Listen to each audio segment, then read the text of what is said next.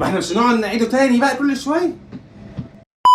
انا اخيرا دخلت اولى جامعه وبقى عندي فرصه ان انا هاخد كميه كورسات. انا حرفيا هقضيها ان انا هاخد كورس، هنزل كميه حاجات على لينكد ان محدش هيتوقعها وهاخد كميه كورسات. انت هتشوف انا هعمل ايه، انا هعمل حاجات كتير قوي بجد. تقول ايه يا ابني؟ انا مش عايز اخش الكليه عشان ادخل اصاحب بقى واعيش حياتي واخرج وفسح وسفر مع صحابي بقى واخربها ولا. انا داخل اعيش حياتي. ايه اللي انت بتقوله ده؟ كده دلوقتي انا بدات كورس التسويق، وخدت ان انا خدت كورس الانجليش، وايه تاني انا والاي، وبدات في البرمجه والجرافيك ديزاينر. كده بدات اخد كورسات كتير قوي، كده بتاعي كويس قوي.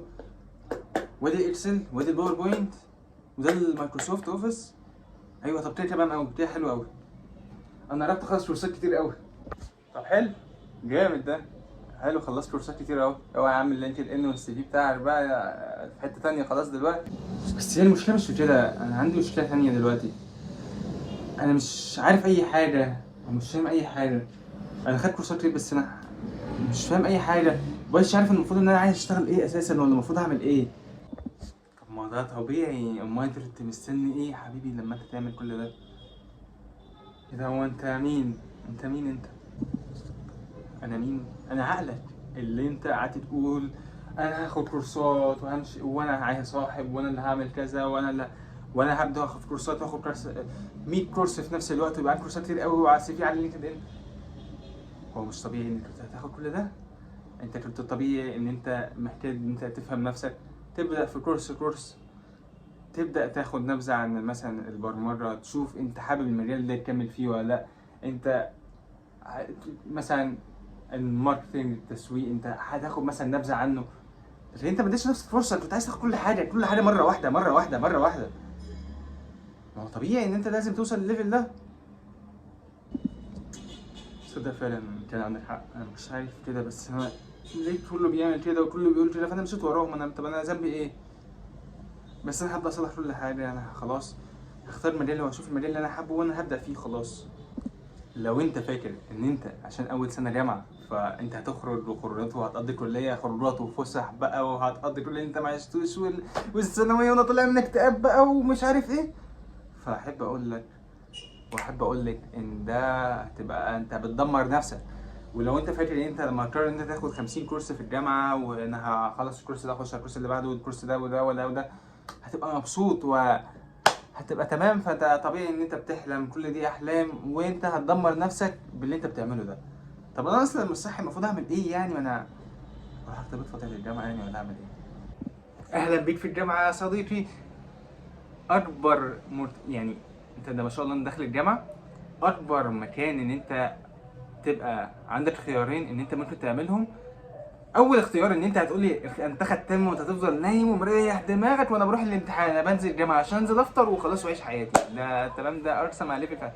والشخص التاني اللي هو انا هقضي حياتي كورسات. انا هسجن نفسي، انا خلاص انا حابس نفسي جوه الكورسات، هاخد 50 100 الف كورس خلال فتره الجامعه دي اللي هي الكذا سنه دول، انا هقضي حياتي كورسات. ده يعني ايه الكلام ده بقى؟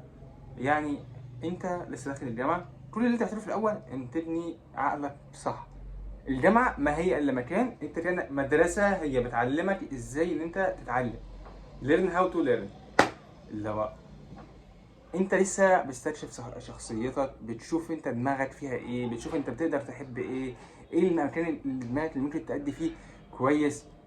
وكل الحالات بقى اللي انت تقول مثلا طب ما انا يمكن ده اخش في مكان غلط، لا ما هي لعبه. انت ممكن عادي وارد تخش في طريق غلط تدخل في طريق صح. ممكن تحب المكان، ممكن ما تحبوش، تبدا تدور على المكان اللي انت تحبه. مش لازم انت تحب المكان او لازم تخش في الطريق الصح اللي انا بحبه من اول مره. لا، انت لسه بتكتشف، انت لسه تعرف نفسك انت مين، يعني اللي هو انت مين. خطه الكورسات دلوقتي. طب انا ايه الكورسات اللي انا المفروض اخدها؟ اعمل ايه دلوقتي؟ انت هتقسم وقتك على 3 انواع. اول كورس اللي هي انت بتطور، اول مجال انت بتعمل فيه ان انا عايز اطور اللغه بتاعتي، وهتعرفوا قد ايه اللغه مهمه بعد ما تخرجوا. لو انت مش مصدق كلامي، اللغه هتفتح لك شغل كتير في حاجات كتير قوي، سواء كول سنتر او اي حاجه. بس وهي هتفتح لك اي شغل انت حابه، فانت اللغه دي هتبقى اول عقبه قدامك الانجليزي، فانت لازم تطلع من العقبه دي. طب ايه تاني حاجه؟ السوفت سكيلز. طب ايه هي السوفت سكيلز؟ دي المهارات التقنيه، المهارات الخاصه بيك انت. يعني أنا مثلا في الشغل هتتعلم تحل مشكلات، هتعرف تتعامل مع ازاي تتعامل مع تيم وورك بقى، وتتعاملوا مع بعض انتوا كلكم مع بعض. ازاي ان انا مثلا ادير وقتي، انظم وقتي ازاي، ان انا مثلا هقسم مثلا تاسكات مثلا على الوقت، ازاي هنظم كل ده في دماغي، ازاي هعمل كل ده. كل ده هيتعلمه في السوفت سكيلز. تعرف ازاي اللي انت تطور من شخصيتك، ازاي تبقى مرن مع الضغط اللي بتاع الشغل. حاجات كتير قوي كل ده هتعلمها في السوفت سكيلز.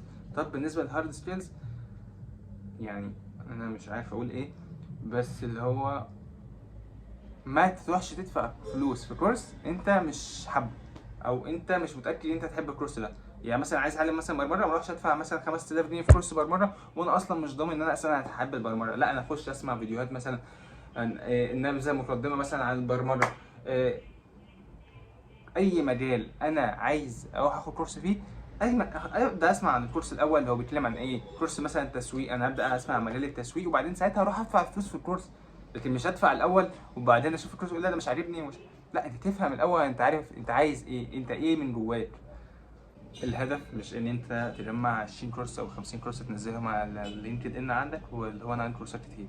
انا عايز اقول لك بس حاجه، انت لو مجال واحد بس، لو مجرد حتى التسويق، وانت عارف انت بتحب المجال ده من قلبك فعلا، انت فعلا بتحبه وبتبذل مجهود عشان تعرف تتعلم كل حاجه فيه، فانت تبقى في حته تانية خالص، على عكس ما انت تبقى عارف. يعني هي مهاره واحده بس، لو انت بتعرف مثلا تعملها ومحترف في المهاره دي، احسن من انت تبقى مثلا عارف مهارات كتير وعندك نبذه عن كل حاجه كل حاجه، يعني 10% 10% من كل حاجه، لكن تبقى مثلا مجال 200%.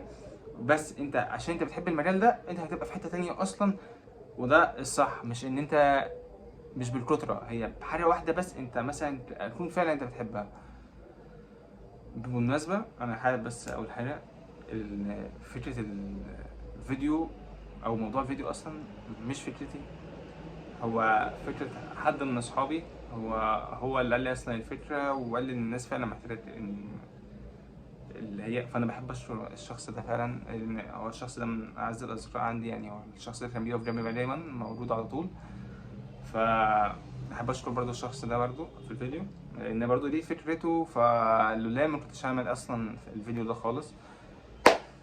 فما تنساش تعمل سبسكرايب، وانتظروا فيديوهات كتير الفترة الجاية، وان شاء الله نحسن من كل حاجة في الفيديوهات الفترة الجاية. اشوفكم على خير وسلام.